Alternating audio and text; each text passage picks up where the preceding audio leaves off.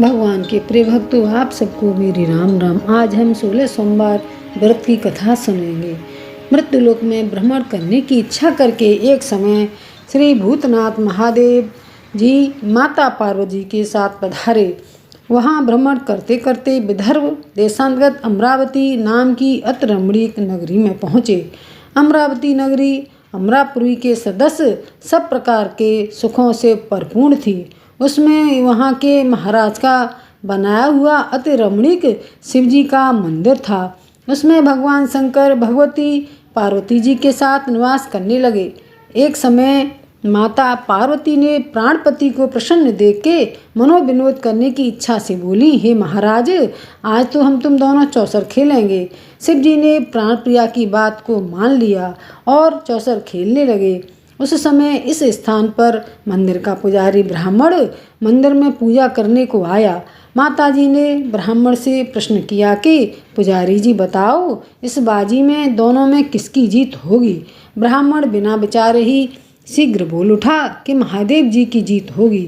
थोड़ी देर में बाजी समाप्त हो गई और पार्वती जी की विजय हुई। अब तो पार्वती जी ब्राह्मण को झूठ बोलने के अपराध में श्राप देने को उद्यत हुई।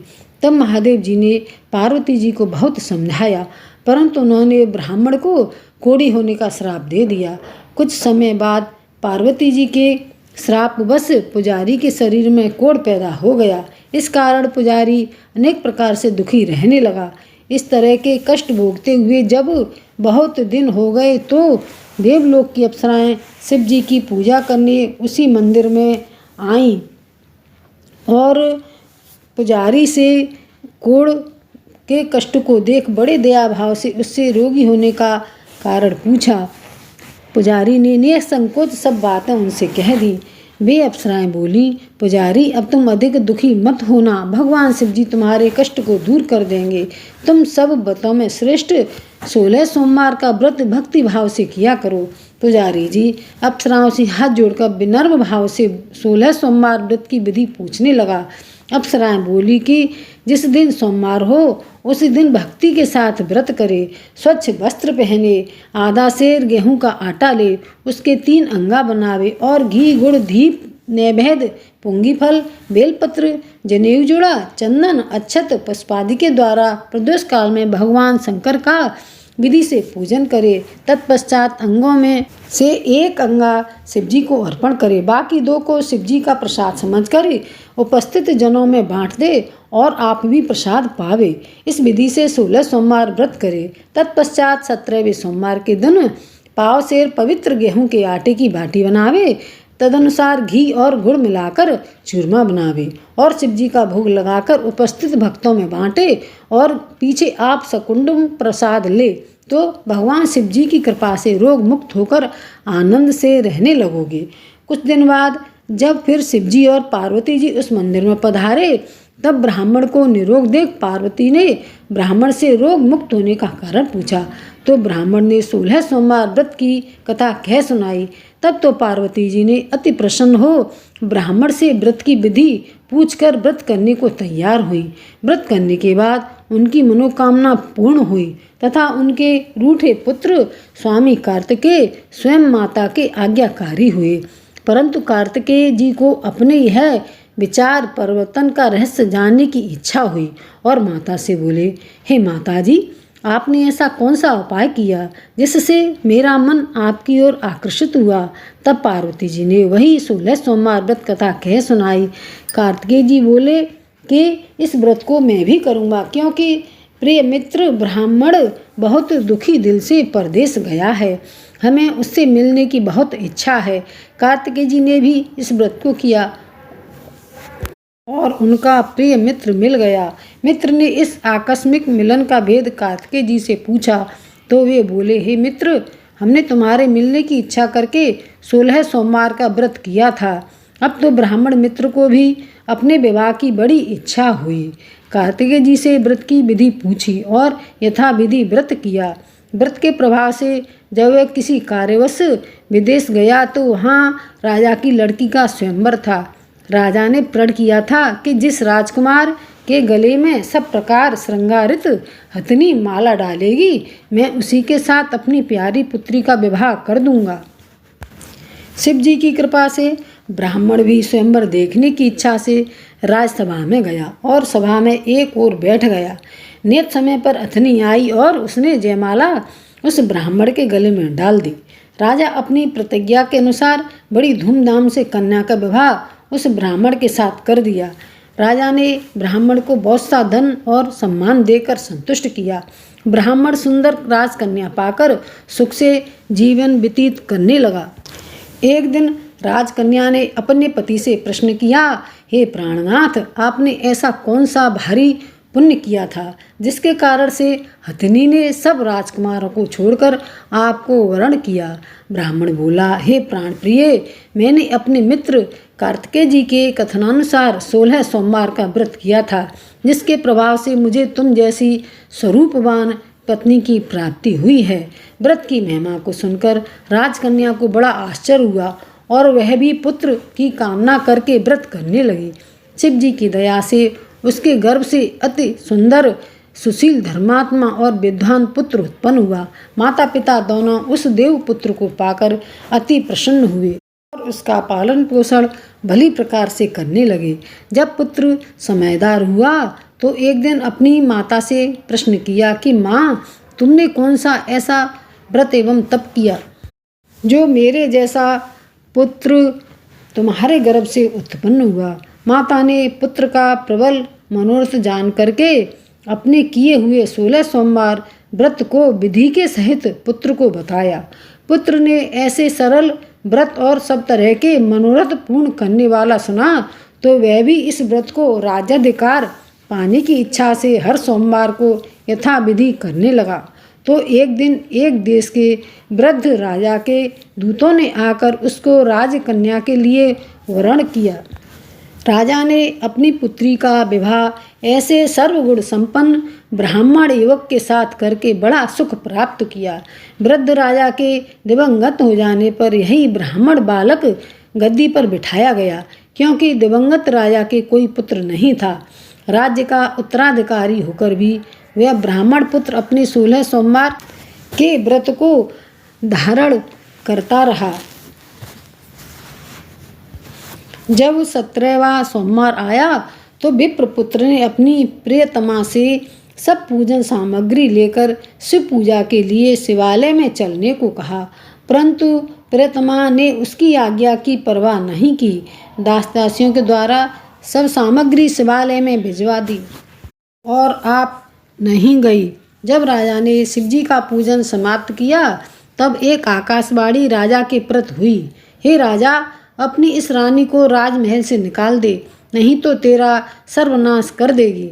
आकाशवाणी को सुनकर राजा के आश्चर्य का ठिकाना नहीं रहा और तत्काल ही मंत्रणागृह में आकर अपने सभासदों को बुलाकर पूछने लगा कि हे मंत्रियों, मुझे आज शिवजी की वाणी हुई है कि राजा, तू अपनी इस रानी को महल से निकाल दे, नहीं तो ये तेरा सर्वनाश कर देगी। राजसभाएं, मंत्री आदि सब बड़े विस्मय और दुख में डूब गए, क्योंकि जिस कन्या के कारण राजा को राज्य मिला है उसी को निकालने का यह जाल रच रहा है, यह कैसे हो सकेगा। अंत में राजा ने उसे अपने यहाँ से निकाल दिया। रानी दुखी हृदय मन को कोसती हुई नगर के बाहर चली गई। बिना पद त्राण, फटे वस्त्र पहने, भूख से दुखी धीरे धीरे चलकर एक नगर में पहुंची। वहां एक बुढ़िया सूत काट कर बेचने को जाती थी। रानी की करुण दशा देख बोली, चल तू मेरा सूत बिकवा दे, मैं वृद्ध हूँ, भाव नहीं जानती हूँ। ऐसी बात बुढ़िया की सुन रानी ने बुढ़िया के सिर से सूत की गठरी उतार कर अपने सर पर रख ली। थोड़ी देर बाद आंधी आई और बुढ़िया का सूत पोटली के सहित उड़ गया। बेचारी बुढ़िया पछताती रह गई और रानी को अपने साथ से दूर रहने को कह दिया। अब रानी एक तेली के घर गई तो तेली के सब मटके शिवजी के प्रकोप के कारण उसी समय चटक गए। ऐसी दशा देख तेली ने रानी को अपने घर से निकाल दिया।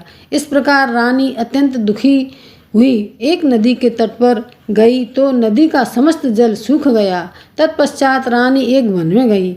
वहां जाकर सरोवर में सीढ़ी से उतरकर पानी पीने को गई। उसके हाथ का जल में स्पर्श होते ही सरोवर का नील कमल के समान जल असंख्य कीड़ा में गंदा हो गया।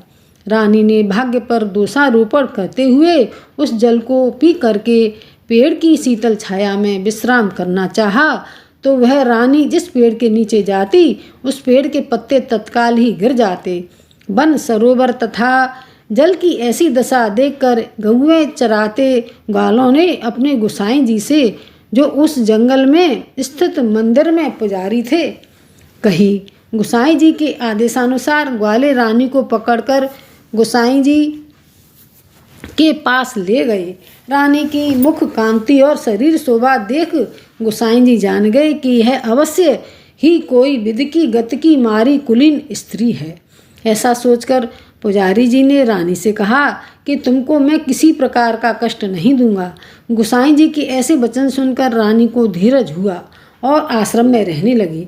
परंतु आश्रम में रानी जो भोजन बनाती उसमें कीड़े पड़ जाते, जल भर के लाती तो उसमें कीड़े पड़ जाते। अब तो गोसाई जी भी दुखी हुए और रानी से बोले कि हे बेटी, तुम्हारे ऊपर कौन से देवता का कोप है जिससे तुम्हारी ऐसी दशा हुई है। पुजारी जी की बात सुन रानी ने शिवजी महाराज के पूजन का बहिष्कार करने की कथा सुनाई। तो पुजारी शिवजी महाराज की अनेक प्रकार से स्तुति करते हुए रानी से बोले कि देवी, तुम सब मनोरथों को पूर्ण करने वाले 16 सोमवार व्रत को करो, उसके प्रभाव से अपने कष्ट से मुक्त हो सकोगी। गोसाई जी की बात सुनकर रानी ने 16 सोमवार व्रत को विधिवत संपन्न किया और 17वें सोमवार को पूजन के प्रभाव से राजा के हृदय में विचार उत्पन्न हुआ कि रानी को गए बहुत समय व्यतीत हो गया है, न जाने कहाँ कहाँ भटकती होगी, ढूंढना चाहिए। यह सोच रानी को तलाश करने के लिए चारों दिशाओं में दूत भेजे। वे दूत रानी को खोजते हुए पुजारी के आश्रम में पहुँचे। वहाँ रानी को पाकर पुजारी से रानी को मांगने लगे, परंतु पुजारी ने उन दूतों को मना कर दिया। तो दूत चुपचाप लौट आए और आकर महाराज के सम्मुख रानी का पता बतलाया। रानी का पता पाकर राजा स्वयं पुजारी के आश्रम में गए और पुजारी से प्रार्थना करने लगे कि हे महाराज, जो देवी आपके आश्रम में रहती हैं वह मेरी पत्नी हैं। शिव जी के कोप से मैंने इनको त्याग दिया था। अब इस पर से शिव जी का प्रकोप शांत हो गया है, इसलिए मैं इन्हें लिवाने आया हूँ। आप इनको मेरे साथ जाने की आज्ञा दीजिए। गोसाई जी ने राजा के वचन को सत्य समझकर रानी को राजा के साथ जाने की आज्ञा दे दी। गोसाई की आज्ञा पाकर रानी प्रसन्न होकर राजा के साथ महल में आई। नगर में अनेक प्रकार के बधावे बजने लगे। नगर निवासियों ने नगर के दरवाजे तथा नगर को तोरण बंधनवारों से विविध प्रकार से सजाया। घर घर में मंगल गान होने लगे। पंडितों ने विविध वेद मंत्रों का उच्चारण करके अपनी राजा रानी का स्वागत किया। ऐसी अवस्था में रानी ने पुनः अपनी राजधानी में प्रवेश किया। महाराज ने अनेक तरह से ब्राह्मणों को दानादि देकर संतुष्ट किया। याचकों को धन धान्य दिया। नगरी में स्थान स्थान पर सदा व्रत खुलवाए, जहाँ भूखे लोगों को भोजन मिलता था। इस प्रकार से राजा शिवजी की कृपा का पात्र हो राजधानी में रानी के साथ अनेक तरह के सुखों को भोग करते हुए सोमवार व्रत करने लगा। विधिवत शिव पूजन करते हुए इस लोक में अनेकानेक सुखों को भोगने के पश्चात शिवपुरी को पधारे। ऐसे ही जो मनुष्य मन, वचन और कर्म द्वारा भक्ति सहित 16 सोमवार का व्रत पूजन इत्यादि विधिवत करता है, वह इस लोक में समस्त सुखों को भोगकर अंत में शिवपुरी को प्राप्त होता है। यह व्रत सब मनोरथों को पूर्ण करने वाला है। इति 16 सोमवार व्रत कथा।